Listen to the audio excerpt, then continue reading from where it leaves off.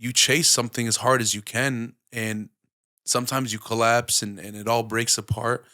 But to anybody listening out there, man, like, dude, it can just be one more door you gotta knock down, dude. It can just be one more. This is Sad Boy Radio. What's going on, everybody? Welcome back to Sad Boy Radio. I'm your host, Matt, and today, man, we got an out-of-town guest. He's a special guest. He's a journeyman in the industry. He's been doing this shit for over 10 years. Yeah, A long time, dude. Since 10, 11 years old. And man, you just recently went viral with the sound of war. Yes. I was gonna say the sound of freedom, like the movie. I'm fucking up. Well, wrong one. But introduce yourself, man. My name's Eddy Mack. I'm an Arab American artist. Currently working on an album for Palestine. I'm a Jordanian artist, and yeah, man, that's about it, man. You'll understand more about me throughout this podcast as we go on, and I don't want to spoil anything, you know what I mean? But that's the basis. You know, I'm from Detroit, Michigan, born and raised. Currently living in Texas and working in Chicago right now. So you've been in here every single day, bro. At this point, I believe we should be paying rent. I'm sleeping on the couch at this point. Have you actually? Oh, I've slept on that couch like 10 times. Gosh. I have to. Where are you guys staying right now? We're in downtown. Okay. Yeah, Godfrey. So they got you a hotel and everything? Uh-huh. Damn, bro. You guys are living nice Yeah, right now. you know, I got the hotel robe on in the morning. You know, I might go to the little gym stuff. You know what I mean? It's cool. Hey, it's a nice hotel, man. We kind of got into the Palestine stuff. We got into the album a little bit. You touched on it. That's going to be saved for the end. You know, I think that's the most important thing that you got going on right now. But your journey starts way, way, way back. And we're not even going to start way back. We're going to start with LA. You probably don't even like LA anymore, really. LA's a love-hate thing. Now it's like with LA, I go to LA when I need to go to LA. When I got stuff going on, I'll go to LA. But do I want to go back and live there? Absolutely fucking not. No way in hell. Couldn't pay me to. How'd you end up over there in the first place? I was living in Detroit at the time, and I had opened up a studio out there. It was doing okay, you know what I mean? And then one of my old managers at the time, he had found me there, and I was just playing him some music, and he was well connected within the industry. And man, it just happened so quick. I was so sick of Detroit. I had like a lot going on. I had a relationship issue, and I just like, man, I need to get the hell out of here. You know what I mean? Still young, and you know, he found me. He listened back to my music, and he was just like, hey, man, you need to just pack up and go to LA. And I'm like, just pack up the whole studio? Because at the time, man, I was living in my studio too. You know what I mean? So I was just like, you know what? You got to take risks, right? You don't get anywhere unless fortune favors the bold. That's the best way to put it, you know? So I was just sitting in my studio one night, and I was just kind of, you know, going through the motions, right? And the emotions, obviously. And I literally packed up my whole truck and drove all the way to California. I didn't even hesitate. I finished up my lease with the studio, and I just packed it all up. So you started off producing, right? Well, no, actually, I wouldn't even say producing, more engineering. Yeah, like when I was young, dude, I was like ripping beats off of YouTube. You know what I mean? Because like when I was, I think I was like 13, maybe 12 when I kind of got started. All my boys in middle school, we had it was a big group of us, but we all like to make music. Nobody would take the initiative to learn how to make music, right? Like we were just always like, you know, that group of dumbass kids rapping in the cafeteria, you know what I mean? So I kind of took the foot forward to learn how to engineer, and that's how we were able to start kind of putting out music and all that. So that's really where I started. And I was always like inside an artist, but I never kind of showed my boys that. You know what I mean? I just kind of like to be around it. I mean, that's how everybody starts, right? They just like to do it. And when you're that young, you're afraid to show your true colors to the homies. You think they're going to say some shit. They would have, too. Yeah, they're a fucking bunch of clowns. Because right? Your music's very emotional. Mm-hmm. Aside from everything that you're making right now, because that's super emotional for you, but in a different way. Yeah. Everything else that you were making is very emotional too, and it's mainly from what I heard, it revolves around relationships. Oh, you did your research. A lot of people don't like to talk about relationships openly, so what do? You use your art to express that. But let's take it back to LA real quick, right? With LA, how did you even like know where you were gonna stay at that point? So at the time, I was sleeping on my manager's couch. You know So what he I mean? was out there. He was out there. You know, it was all good. And then COVID actually happened. So I went back home for a little bit. I didn't want to be in the house. You know what I mean? Just a lot of people around and stuff. Like, it was mutual on both sides. So after COVID, I met a friend of his family, and I actually ended up moving in with him. And, you know, I kind of just stayed out there for the time being until I could kind of get, you know, stable enough to kind of venture out on my own in LA. While you were out there, you were working with the labels for 5 years, different artists. What did that experience teach you about the music industry? It's a little corrupted. It's very biased. And you know, I was with a lot. It taught me like how badly LA and these labels and these artists and these execs or whatever it is, A&Rs, blow smoke up your fucking ass. There's a lot of false promises, a lot of broken promises, and it's just to keep you on a string, you know, keep you hanging on by a thread always. Oh, you're next. Oh, you're next up. You next up. You never fucking next up. They're just using you for whatever they can use you for in the meantime. You know what I mean? And that shit destroyed me. You know, it made me lose everything. I felt abandoned. Man, looking back on it, it was probably the hardest experience of my life, you know? And I'm this kid with just aspiring dreams, you know? And I constantly keep feeling like, oh, you know, it'll be my turn soon. They're gonna take care. They're gonna come through on their word, and they just never did, you know. And man, I went broke. You know, it's LA. That's first off. You know what I mean. But I packed up everything, man, and it was the same thing. Like, I drove to California, and I drove the fuck out of there. You know what I mean? It was the same thing. Then I went back to Texas, and where my whole family is, and I just reset. I did a whole reset, man. And that was probably the most pivotal point of my life. And it's actually crazy, too, because I don't want to hopefully spoil anything, other questions you have coming for me later, but people don't know this, but 6 months ago, I quit music. I was just down. I felt laughed out of the door in California, drove home, broke, lost everything, and just felt empty, very empty, man. It was a very cold and lonely time in my life. And I had to take a step back and reevaluate. Music has been a beautiful thing in my life, but it also put me in really fucked up positions, you know? That's how hard I chased it for 10 years, you know? And I ended up getting my real estate license, and I quit music. I wasn't going to announce it to the world that I quit music, but I quit, you know? And I was like, you know, I'm going to move forward with my life. So I wasn't releasing music, and then this whole Palestine issue came about, right? And people don't know this, but I've always had a strong passion for the Palestinian cause. So in the beginning, after October 7th, when things were still fresh, people were afraid to speak out because some people were getting canceled, losing their jobs, losing this, losing that, because it was still fresh. The world didn't understand, and they weren't exposed as they are today in the situation. But I knew the situation, right? So it's funny because right after that situation happened, I made The Sound of War. And people don't understand that I made that song as like a big kind of fuck you. I'm going to put this song out because it is how I feel. You can't cancel somebody who already quit. You can't cancel me. I don't give a fuck.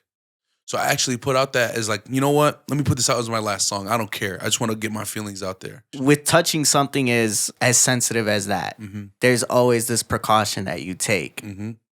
Did you feel that you needed to tread lightly when it came to that? No, I didn't care. I was angry. It was raw emotion when I was making that song with my buddy, with Sam. We were both angry, and we've been angry for years. We weren't angry because of just recent events. We've been angry about this for a long time, you know? So I didn't care to tread lightly because at the time I was just like, you know, it is what it is. I'm going to speak how I feel because I know, you know, the Palestinian cause. I know the truth. I've seen this. This is what we grew up hearing, you know? I just wanted to be like lethal about it. I wanted to really kind of get my point across and push it out. And I was very strategic about it too. You know what I mean? The sound bite, free Palestine till his back was motherfucker. I knew that line, if it was marketed properly, And this wasn't any intention to blow up my song. It was an intention to have people use that as a tool to get on their camera and just be like, free Palestine till it's backwards, motherfucker. So people could actually start showing the world, this is who I side with. That's a quick opinion. You know what I mean? Oh, they definitely stand with Palestine after singing that bar. You know what I mean? So that was my intention, because at the time, it was all these media publications, like they're still doing today, calling us terrorists or pro-terrorist, this, that. You know what I mean? And I was just like, hey, guys, people know the truth. So I want to use this because we live in a TikTok trendy world, as stupid as it sounds. You know what I mean? And I was like, if people get a hold of this, everybody can start expressing who it is they side with. So that was like my intention. So then why not speak about it earlier? My thing is I never wanted to be known as a political artist, right? I was just a normal artist. But was I silent about the situation prior? No, I just didn't make music about it, right? So I was always posting. I was always, doing stories and being informational about it. But at the time when everything happened and it got so global and big, I was like, I'm a musician. I'm going to use it. I'm going to use my voice the best way I know how to. You know what I mean? Like I said, I was very strategic about it. I mean, it was smart, bro. Mm-hmm. And on the Habibi house, they talked about it. They talked about the fact that they were seeing people use that soundbite to be informational, to tell people about the situation and everything that's been going on. Exactly. And I mean, I'm familiar with the information. If you want to share the information for those who may not know, what's going on over there? Let's put this into terms more Americanized, right? So let's say 1948, right? After the Holocaust, okay, America decided to adopt Israel, okay, instead of Palestine and Transjordan, etc. Imagine it was America, right? Now, in 1948, we said, you know what, come to us after the Holocaust, all these horrible things that happened to them. We're going to bring you guys in. We'll give you a fresh start. We'll flourish. We'll give you what you need. Here's a piece of land. Let's say we gave them Florida. The state of Florida became the country of Israel. And over 75 years, Florida took over Georgia. Florida took over little states here at a time. By how? Ethnically cleansing, pushing people out of their homes, slaughtering them, and just obliterating them and pushing. And then 75 years later, imagine this, all of the Americans, everybody who's American, is pushed into fucking the corner of Washington at the tippy top corner. And now we're here at this point, right? You got all these Americans who suffered for 75 years in here, in this little strip of land, right? Where they are in basically an open air prison, right? Walls. They control their import, their export, their money, their food, their water source. Everything is controlled. It's basically a prison, right? And now, not only are you bombing this little strip of land that has nothing left, you're getting other countries to help fund you and help do it too. For this strip of land. That's what's happening. I can go into strict detail, this, and that, but I want to paint the bigger picture here. That's what's happening. 75 years of it. In the song Sound of War, you say, news telling lies, check the facts that they cover, because my people out here crying, or they dying, or they suffer. You touch on the fact that this is what's happening to my people. They're being slaughtered. They're being massacred. But yet, you don't preach the message of let's fight back. You're preaching the message of peace. And you want peace. Of course. Why is it so important for you to preach that message rather than the other? Let's not stoop to their level, right? Let's not, because we want to show who we are. We want to show, even in the midst of this, even in the midst of all these things where we should be so angry, and that's what they want, is for us to come with lyrics or not even lyrics or political arguments where it's like, well, we should do the same thing to you or this, and that, blah, blah, blah, whatever it is. I wanted to show we're not animals. We're just here to tell the truth. We want to bring awareness to what's going on. That's the narrative I wanted to push, right? But I also wanted to band people together with those lyrics, with unity, You know what I mean? Because it is strong lyrics. It's time to take Palestine back, right? Not by ethnically cleansing Jews. No. You know what I mean? So it's just like I wanted to have somewhat of class. Obviously, I was cussing this and that, but I didn't want to portray it as, you know, we should do the same thing or you guys are doing or stoop to your level, but we will fight you guys back if that's what it means. You know what I mean? I just find it interesting because you're not the only person that holds that standpoint, that viewpoint. There's a lot of people out there, you know, the In Your Vlogs, the In Your 20s, you know, they've been creating content with you guys. And when they ask people, you know, what should they be doing? It's anybody who's on the land, if they don't want to leave, then help build the land back up under Palestine. Yeah. And, you know, for most people that are viewing this and understanding, like, this is what's happening to my people, they'd be angry. They would want of course revenge, right? So the fact that not only do you guys take the standpoint of, well, that's not the right route to go, it just further demonstrates that who's really on the correct side. Exactly. It's just at the end of the day, the only question we need to be asking ourselves here is where's the fucking humanity? It's the only question that matters, right? We're not saying, well, we need to completely wipe out Israel and this and that, but where is the diplomatic solution here? Because I'm not seeing any. Right now, what we're seeing is kill them all, ethnically cleanse them, however we have to do it. Where's the liberation for this country? Imagine this happened in Chicago. Chicago was Palestine. They were just like, you know what? Chicago's been a dangerous place for a long time, blah, blah, blah, this and that. Let's just wipe it out. Let's put a wall around all of Chicago so they can't get in or out. Let's stand over these walls with ARs and bombs and just completely start wiping them out. That'll solve it, right? That's the same viewpoint. There is no difference. So that's the question I ask. You know what I mean? Where's your humanity at? Where's your logic? Where's your soul? Because that's what it all comes down to at the end of the day. You know, you could say this, fight political. I hate when people start fighting political arguments, this and that, and they get so into depth about shit. Babies are dying. Hey, children are being murdered on live TV and on phones by the thousands. But you want to sit here and talk, well, Israel in 1960. Shut the fuck up. Shut your fucking stupid ass mouth. What are you trying to argue? That you're soulless? Because that's all I'm hearing. You know what I mean? So it's just like there's no diplomatic solution here that I'm seeing. And, you know, we're going to do what we can to keep fighting. It's a fucked up situation. And I can feel your anger and I can feel the emotions from you. You continue to see these videos every single day. Yeah. October 7th, it didn't just start on October 7th, but that's when all these videos and all this crazy stuff started to happen. When you said October 7th, I'm like, fuck, that's crazy. 3 months. It's been going on for 3 months and you still see it every single day. It's not slowing down. It's terrible, man. Yeah. It's just not changing, you know? So for the album, why has this been so important for you guys to start up? You know, I asked Workrate the same question, but for you, you're executive producing the project. We wanted to band a group of artists together, talented artists, right? And we wanted to target. We obviously want to target our people, the Arabs, but our main objective is to target non-Arabs, people who are kind of oblivious, unaware of the situation, right? So music is very powerful, right?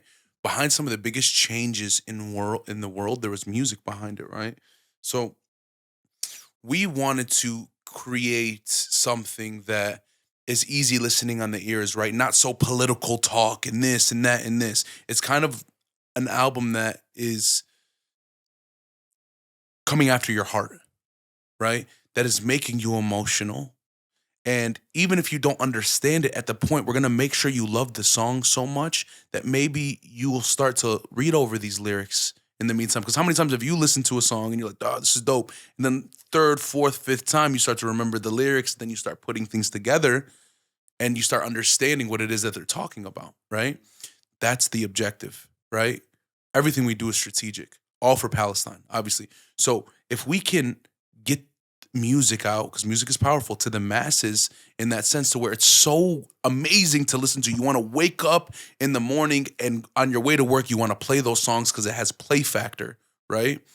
And you just want to listen. And the more and more you listen, the more your heart opens up and you understand what's going on. The more you tap into the lyrics, you know, and feel and have empathy with us. You know what I mean?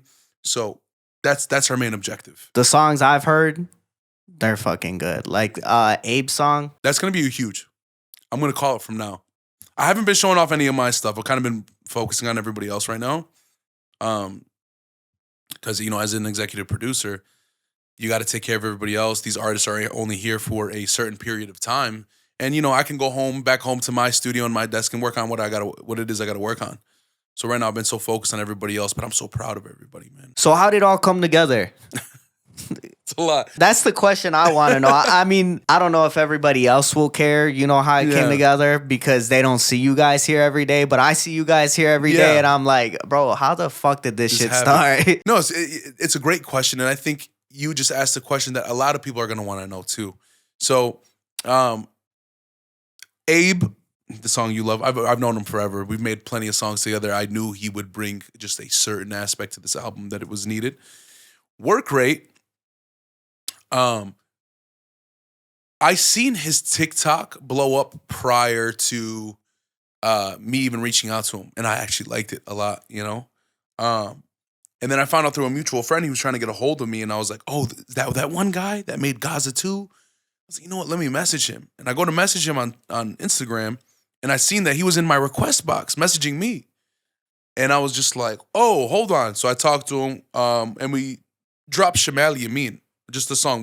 This album wasn't even in motion yet. We had no idea about this album. 1 second. What's that mean? Shamal Yamin, left, right. Okay. We had started talking on Instagram. Then we started FaceTiming and keeping up, and then exchanging ideas back and forth for the song. And then the song did numbers. It did great, you know? And people were really excited about it. They were excited about the collab. And then I basically had hit him with the idea about Chicago. And he was like, "Oh, I'm on it, bro. I'm on the way." You know what I mean? Like, so we took care of him. We flew him out right away because I knew we needed an artist like that. All right, a drill artist that could cater to those types of listeners that love the drill music, but bring it as an like a high awareness to Palestine, the issue and the cause. And he did such a great job of portraying that. And Norhan, I've always known I always thought she was really talented, had a great voice, and so happens she lived in Chicago. So like, perfect, you know?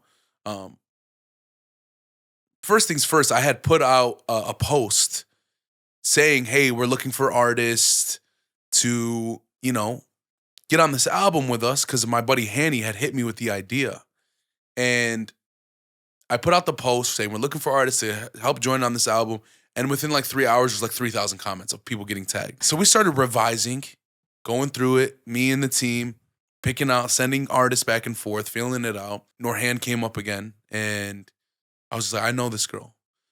And she's so talented, has an amazing voice. She's such a sweet angel. She's an angel, you know?" And I was like, she can really bring in a high emotional aspect to this album. And then I kept getting tagged for another girl, Jaslyn, 18-year-old girl, Palestinian and Dominican. And I was like, not only can she bring such an emotional aspect because her voice is insane, it's great to have mixed ethnicity, right? Palestinian, Dominican, you know what I mean? Freeney, Sudan, great artist. His track is gonna do numbers. I'm really excited about that. And then we got some other guys that couldn't make it out, but they're really talented. I'm Don, Sammer made it. So, you know, we're really excited about the process so far. That's kind of how it all came together. What were those conversations between you and Hanny? Hanny hit me. He's like, "Bro, I have an idea." And this is crazy because I actually had this idea crossed my mind a few weeks prior, right? But I didn't think too much into it. It was just in my head at the time. I was like, "Oh, it's a dope idea," right? And I felt like lately in my life, God has been leading me everywhere. Ever since all this happened, I literally feel like he's over my shoulder saying, "Go here, go there, go here," you know? Then Hanny called me, and basically said, I have this idea. I want to bring a collective group of talented Arab artists to do something for Palestine. And right away, I didn't even hesitate. And I was just like, you know what? Let's do it. What do we got to do? Started chopping back ideas back and forth. He's like, first things first, let's build the hype around it. Let's get artists involved. Let's see what artists want to get involved.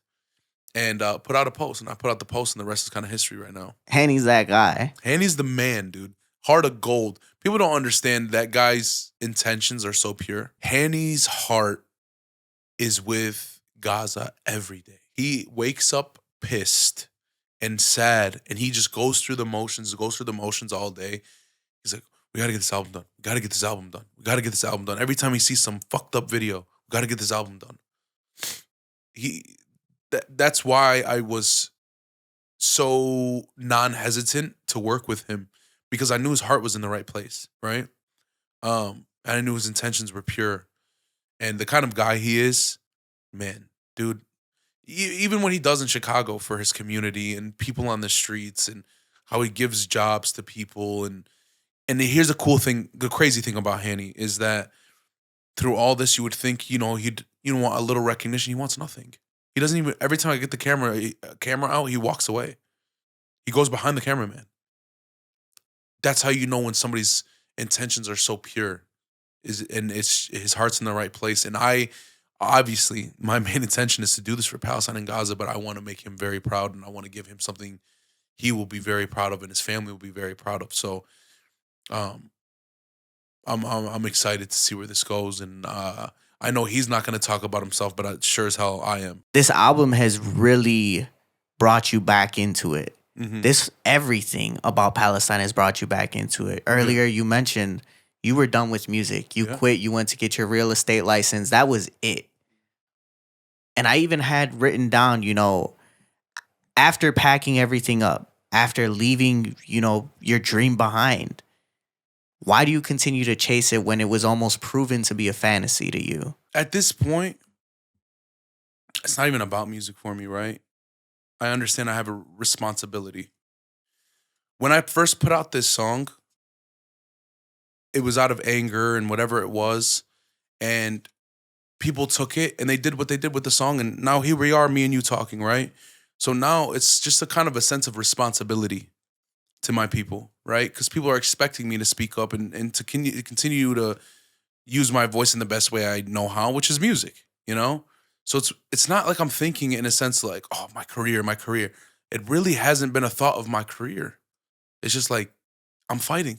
You know what I mean? I'm just fighting. And I know people are relying on me, which is pressure, but it's good pressure. But you know what? I felt like all that suffering in music for so long made me better. And it sharpened me here and in here, And I felt like, in the end, it's like, I think God was shaping me, for this time, because I knew he needed me to be strong, because this isn't easy what I'm doing. And it's a lot of pressure, and it's a lot on me, but it's okay. It's what I signed up for, and God was shaping me, man. He was getting me ready for a war, but in my own way, through music, And when you look back at it all, it's just like, I understand what you were doing. There's so many more stories I can get involved with of why I'm at the point I'm at right now, and how I feel so equipped to handle this, right? But why did you allow yourself to suffer for so long? I make music because I love music. I don't make music because I want this or that or clout or blah, blah, blah. I love music. And it's been a passion of mine. And I didn't have a plan B, nor did I fucking want a plan B, So you chase something as hard as you can, and sometimes you collapse and it all breaks apart. But to anybody listening out there, man, like, dude, it can just be one more door you got to knock down, dude. It can just be one more, And I think that's what happened. But like I said, it's not about my career. I'm thankful for what it's brought me, but it's not my intention, I'm still angry. I'm still mad. I still want to speak out, Because like I said, I have a responsibility at this point, and that's what I'm going to continue to do. So that's the intention. And I don't want to downplay, everything that's going on, right? I love the fact that we've been able to have this conversation because not only are we going to be able to highlight it and show the people, your thoughts and everybody behind this album's thoughts, but we've been able to just, educate. Walking into this conversation, you've been able to tell me some things that maybe I didn't even know. And so I don't want to downplay it. Yeah. But I do want to know more about Eddy, right? Yeah. Because there's this person here that is really working hard, but you had to go through a lot of trials and tribulations. Absolutely. Like you said, it shaped you in your own way. It prepared you for war through music. And there's some voids there that music had to fill. Yeah. What were they? Before music, music was always a hobby at first. So it was actually football for the longest. That was my career, but you know how those careers go. You know what I mean? It's not the easiest for sure. I was good at it, and I had my fun doing it. And then I had my third concussion when I was like 22, 23 years old. And the doctor basically said, hey, I could clear you to play here in a month or two, but I can't promise you're going to start remembering past the age of 50. So I hung it up, And so you have that void there, right? There's a void in your heart. And you got to fill it with something. And the day I realized that, my studio desk, just like this one, started glowing. I mean, glowing. It said Chase Music, you know what I mean? So I don't think it's like a void that it has to fill when it's just everything. When music is just everything. It's not just a void, a small piece. It's my whole heart. I don't want to do anything else. I don't want to be known for anything else. I want to die a musician, Fuck real estate, dude. You think I wanted to be in a fucking suit, like talking to a fucking bunch of people bullshitting all day? No. I was the saddest guy ever when I passed my test for my real estate license. Because it's not what you care about, and you mentioned it. Sometimes everything has to fall apart in order for you to reach the point that you need to reach. And, that's why I don't get angry when bad things happen anymore. Bad things are going to happen. There's no stopping that. But you can't control some of these things. You can't control everything in your life. And when you feel like you can control everything and that there's a reason why all this bad shit's happening to me, no. There's just another plan for you. Today, I'm a substitute teacher. And, for the most part, every single day I have work because they look out for me. Today, I didn't have work. I was annoyed because I'm like, fuck, bro, that's $200 that I'm not making today. I couldn't find my wallet to go work at a different school, so I didn't have my ID. So I'm over here just like, man, I'm just scrolling and I'm like mad, but I had to understand, like, you know what? There's a reason, right? There's a reason why I'm not at work today. Who knows what that reason may be, but you got to let things fall apart in order for you to reach that, that next level. No, it's true, because you may not realize it now. And that was my big problem too. Like, with music and suffering for so long, like we talked about, it's like, it was always, why, God, why, I'm so talented, I got this, I got all these things, and all these people love my music so much, but why aren't you giving it to me, why aren't you giving it to me? And then you realize in the end, when it comes to you, you'll realize everything why. You know what I mean? So, patience is what I preach. And for you, it really was like you were saved up for this moment. Everything did have to fall apart, and you being in LA, when you tell that story, I'm like, damn, like, sad boys for real. Yeah. Like, that's some sad shit. Yeah. You basically gave up. You gave up on everything that you loved. Yeah. And, I tell this to a lot of people that doing this shit, it's not easy. Never is. There's a lot of days where I'm like, fuck, bro, like, I gotta do that. And, but I think quitting would be harder. Right. I think forcing myself to be like, nah, I'm done, because you're not really done. It's just, it's stressful. Right. And those days, those bad days, those days where you're like, man, I just want to stay inside the house and forget about everything.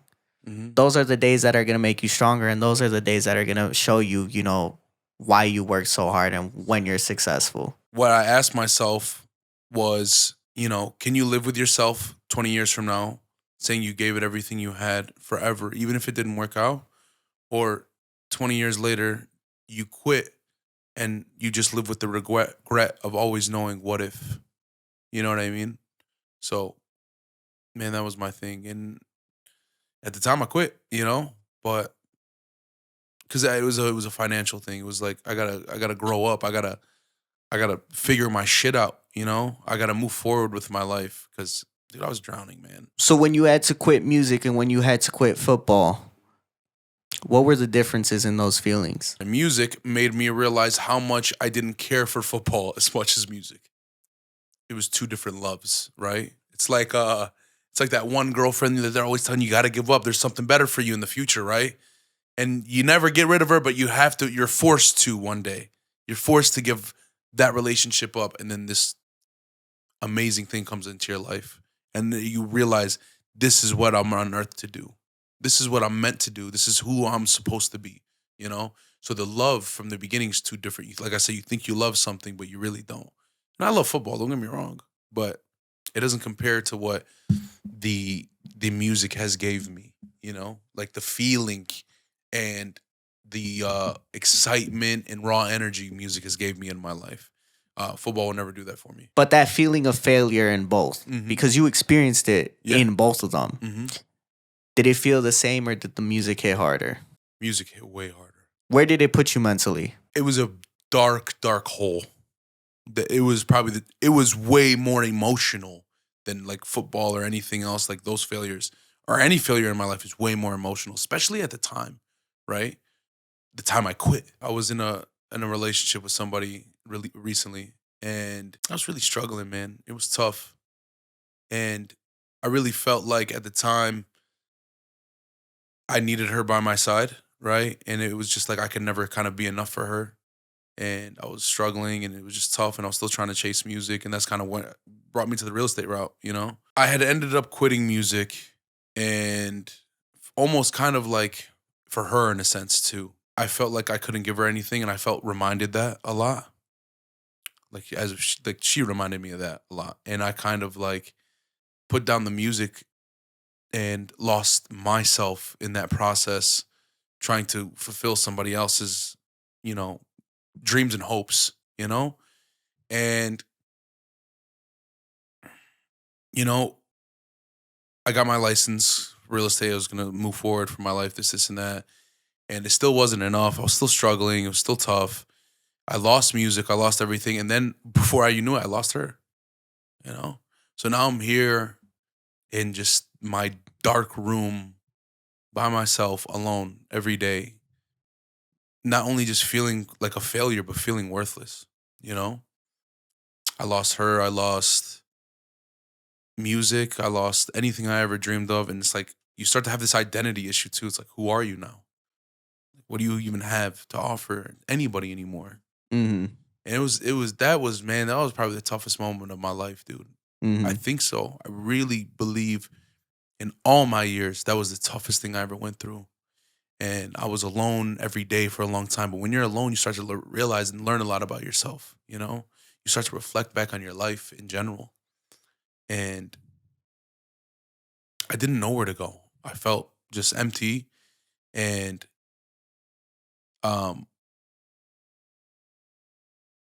this all comes about. It kind of saved me again. And that's why I'll always forever fight for Palestine, because Palestine saved me again. And I think that's the number one thing I would love to get across in this. Palestine saved me. And now that's why I feel such an obligation to fight back for them, because they don't know what this did for me. And I feel purpose again. It pulled you out of a hole that you didn't even realize you could be pulled out of. Because when you fall into that deep, dark hole, that depression, what really is going to make you happy? And at that point, nothing, because you lost everything that did make you happy. I remember, and this is why it's called Sad Boy Radio. 2021, I tell people it should have been the worst year of my life. And I flipped it around and made something out of nothing. Like, shit goes wrong. And I seen the impact it took on my family. Because we had a lot of like family deaths, COVID, all that shit, right? It's fucked up. When you get lost in that hole, you get lost in that place where nothing's gonna make you happy anymore. You can't pull yourself out of it. And if you can't pull yourself out of it, who is going to? You can't expect somebody else to make you happy if you can't make yourself happy. And that goes back to, like you said, I lost myself trying to fulfill somebody else. I can't fulfill somebody if I'm not fulfilled. And that's why I always tell people, like, I won't give this up. I won't give this up for anybody, because if I give this up because I'm trying to make you happy, because you need more time, because you need more from me, you're not going to be happy, because I'm just going to give even less of myself, because I'm going to have less of myself to give. What did you learn about yourself in that time of being lost? You start to realize your mistakes and your flaws. And, you got to look in the mirror in the worst way sometime first before you can start to see the beauty in yourself.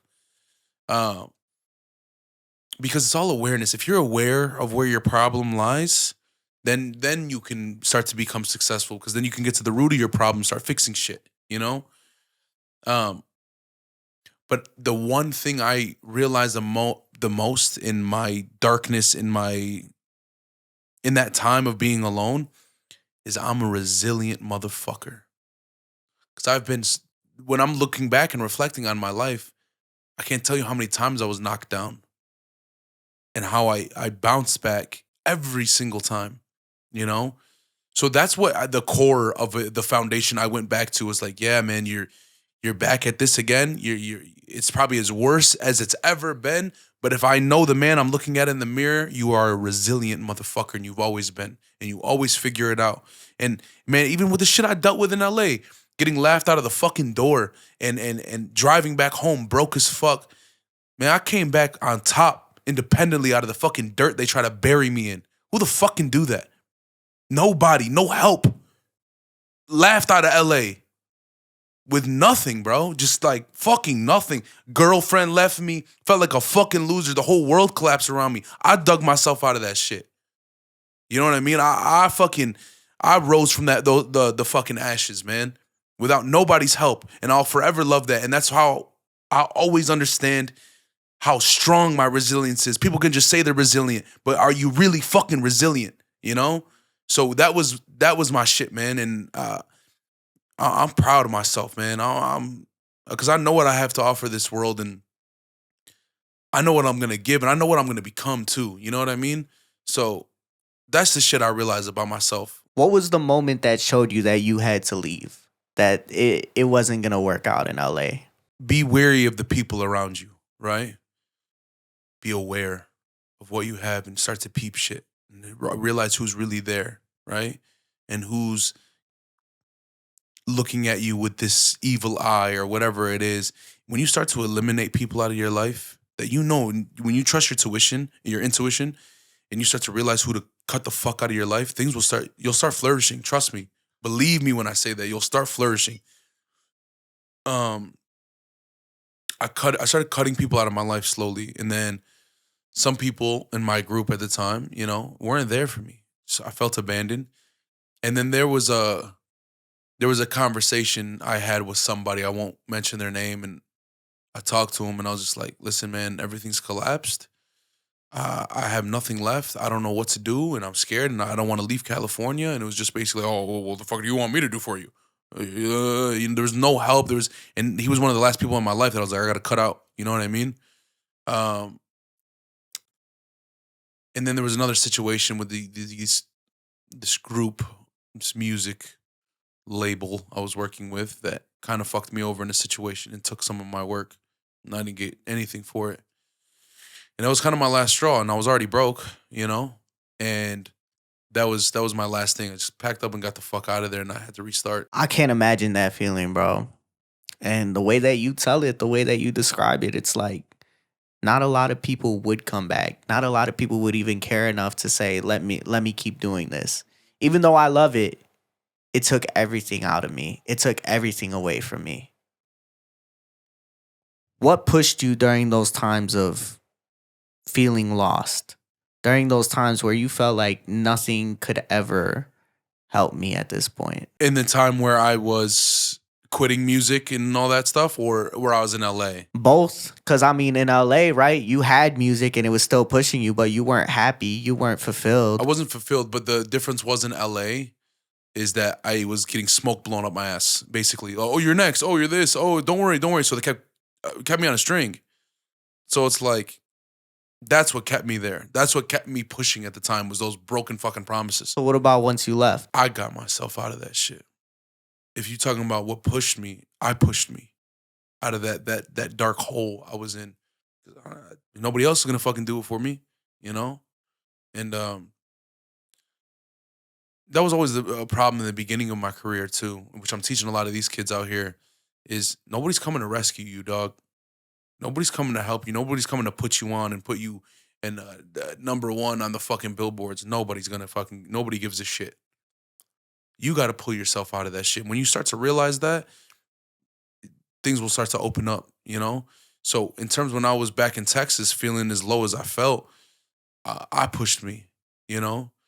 My goal in my head pushed me. Even if it wasn't music, I'm not going to be not successful. I'm not going to drown and be clowned and left in the fucking dirt. That's not me. Even if it's music or not, because music is like a fucking 1%. It's a 1%. You make it or you don't. You know, like so. At the time, it was just me constantly just pushing myself every day and reminding myself who I am. So that's what pushed me when I was in Texas. The title of this episode was Won't Back Down. And I think that truly fits because not only, will Palestine back down, but you. From moving state to state, from having to quit football to having to quit music to coming back and working on this album, you are somebody that won't back down and you won't quit. And doing this shit for 10 plus years and not having that recognition that everybody strives for. Because, when we do art, we do it to express ourselves. We do it so we can tell the things that we're too afraid to say, whether it's because we're afraid to face them or whether we're afraid to just say it out loud. But outside of that, we still want recognition. We still want people to love the things that we do. So when you think about that, right, not having that love and finally getting that love, finally going viral, are you afraid that this success that you're having right now will leave just as fast as it came? Absolutely not. It's never crossed my mind. I'm really good at what I do, and I know it. I just never had the eyes or whatever it is. And it's stupid to say right now, especially because of the situation and my focus is Palestine, but I hope to God this ends and there's a life after the situation with Palestine and all that, and I'm prepared for it. I know what I have to offer. I know what kind of artist I am, and anybody who's listening to me knows it too. Even from original fans, OG people who followed me forever, they know what's coming. So what does life after this look like for you then? A lot of good fucking music. I'm angry, right? Not only from Palestine, but I've had this chip on my shoulder for 10 years. Imagine the size of that fucking chip, right? And you're dealing with all these high up celebrities and artists and labels that fucked you over, you know? I'm angry.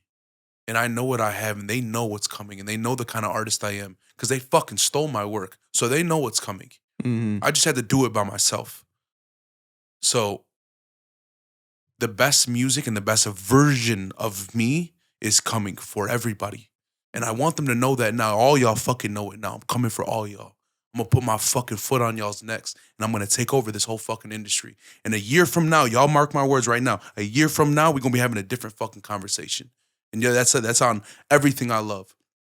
Everything y'all took from me, I'm taking that shit back. And I promise y'all the outcome is not going to be fucking pretty. So my foot's on the gas. You know what I mean? And don't think I'm not prepared. How long do you think you can let that anger drive you in your new goal, though? That kind of anger and those memories don't leave somebody like me. And I think that goes back into why I'm so resilient. Because here's the thing. Some people can just forget about things. Oh, whatever. Just forget about it. It's okay. It's in the past. Those things don't fucking leave me. Maybe it's a problem of mine, but it's a problem I like to have. That's what makes me resilient, you know? So that anger is never gonna leave me. And I can have, like the goal I just said, at the end of the year, we're gonna have a different conversation. And when I get what I want and I'm at the top, I'm still gonna be fucking angry. That's the difference between me and everybody else. You know? There's never that shit is never gonna leave me, because as much as we've been talking here, me and you, about the memories from LA, this is that, there's things I'll never bring up that happened to me. There's bullshit in this life that really fucking cut deep and destroyed me. And there's things I'll never explain, you know what I mean? But those kind of things don't leave a man's mind, you know? Those memories and those things, man, you know? That anger is going to forever push my career. And that's why I'm going to be exactly who I want to be. And I'm going to be where I want to be. You know, I see the passion. Mm-hmm. I see the drive. I see the love. And you don't see that in everybody. Mm-hmm. There's a reason why people get separated into categories. And there's a reason why some people make it and some people don't. Mm-hmm. And it starts with how you view yourself.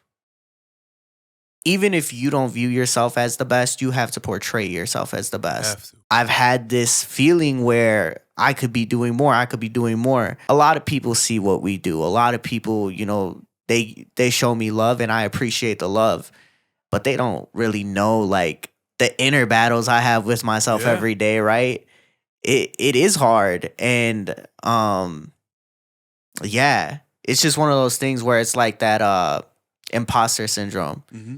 You know you're good at what you do, but you don't really believe yourself. Right.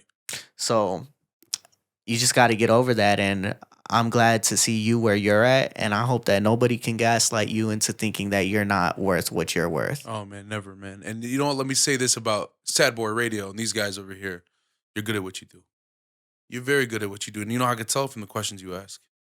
So keep pushing, bro. Don't ever stop what you're doing. I know I'm telling you right now, you're going to run into more difficult times, dog. You are. It's inevitable. Some shit's going to fuck you up in the future. It will, but it's how you respond, bro. And it's the people you have in your circle. That's your dog. It seems like a good guy. When you got people around you who want the same things as you and love you and respect you and are with you, that's what it takes, bro. So I know, hopefully, when I just said, you know, a year from now we're having a different conversation, it's you having that different conversation with me, and we're both in a different place, in a better place. Tough times don't last, tough people do. My man. Hey, I appreciate you, man. Go ahead and plug anything you want to plug, man. I know you still might have a lot to say about Palestine. Yeah. And shit, I mean, it's free Palestine till it's free. Motherfucking backwards in this bitch, dog. Listen, this album is going to go down in the history books. When they talk about this revolution, when they talk about the change, they're going to mention this album and how it changed the hearts and minds of a lot of people. We have been working so hard for y'all, and I can't wait for you guys to see what it is that we created, because I'm getting chills up my spine thinking about it, because I'm playing the fucking songs in the back of my head thinking, when people hear this, it's going to change some shit. It's really going to change some shit, man. Because we're going to target people that have no clue or clueless and don't give a fuck and still going to Starbucks and shopping and not giving a shit about fucking anything but themselves. It's going to change their minds. It's going to make them think about those babies and those women and men that are fighting for their lives right now. So we're going to make y'all proud. And, man, I can't wait for y'all to hear what we have. I appreciate you just giving knowledge to people and educating them on everything that's going on and making this album, because it's truly a work of art, and I hope it reaches the people that it needs to reach. Man, I appreciate you, bro. Make sure you guys go ahead, like, comment, and subscribe. Sad Boys for real. Peace out. This is Sad Boy Radio.